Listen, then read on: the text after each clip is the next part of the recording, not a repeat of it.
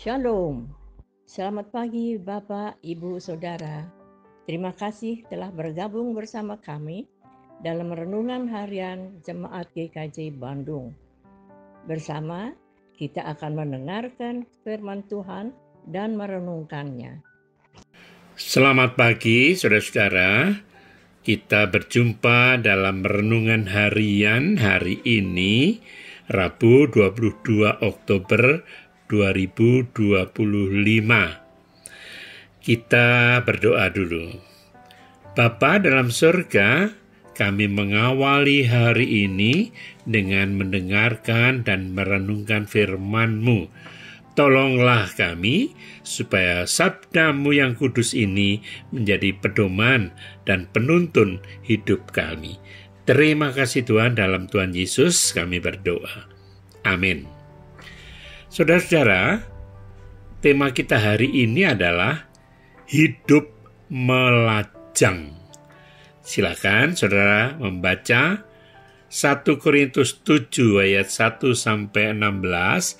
Saya akan membacakan pada ayat yang ke-7 sampai dengan 9. Demikian. Namun demikian, alangkah baiknya kalau semua orang seperti aku. Tetapi setiap orang menerima dari Allah karunia-Nya yang khas. Yang seorang karunia ini, yang lain karunia itu. Tetapi kepada orang-orang yang tidak kawin dan kepada janda-janda aku anjurkan, supaya baiklah mereka tinggal dalam keadaan seperti aku. Tetapi kalau mereka tidak dapat menguasai diri, baiklah mereka kawin, sebab lebih baik kawin daripada hangus karena hawa nafsu. Demikian sabda Tuhan.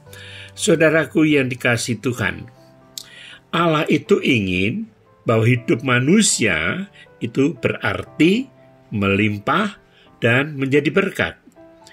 Maka Allah menciptakan manusia itu sebagai sepasang yang sepadan, saling menolong, saling melengkapi.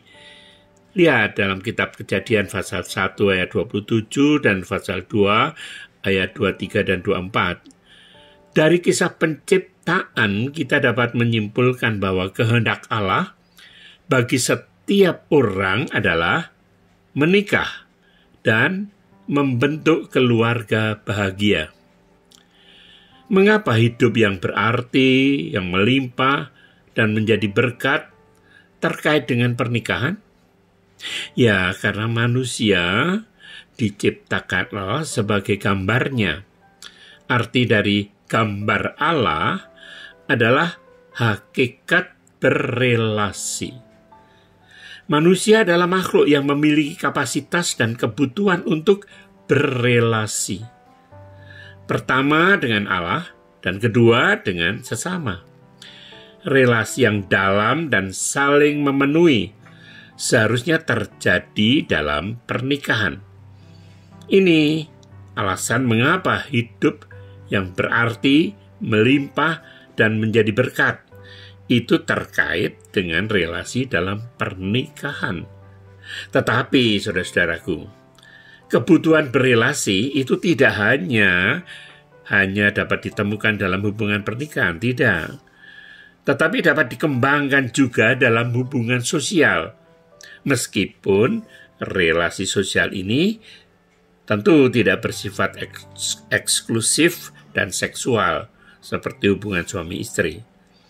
Karena hal ini dan pertimbangan khusus yang lain, Paulus mengajukan alternatif yang lain.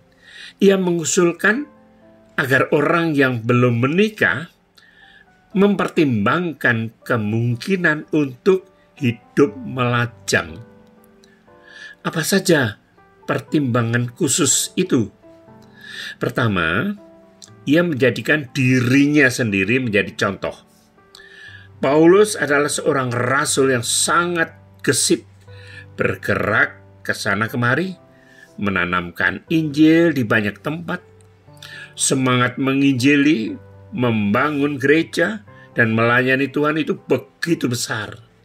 sangat ditunjang oleh kenyataan bahwa ia tidak memikul tanggung jawab sebagai seorang suami atau kepala keluarga. Jadi dengan melajang, gerak dan dayanya dalam pelayanan menjadi sangat terkonsentrasi, penuh. Di pihak lain, Paulus juga mengajukan pertimbangan lain. Kota Korintus itu adalah kota yang syarat dengan berbagai tantangan sensual dan seksual. Jika orang tidak benar-benar memiliki panggilan dari Tuhan untuk melajang, yang menopang dia untuk tetap kudus, dia dapat jatuh ke dalam jerat nafsu seksual. Jadi, menikah adalah panggilan ilahi yang umum, sedang melajang adalah panggilan ilahi yang khusus. Yang manapun panggilan Allah untuk saudara harus diisi dengan relasi yang real dan bermakna, baik kepada Tuhan maupun kepada sesama. Amin.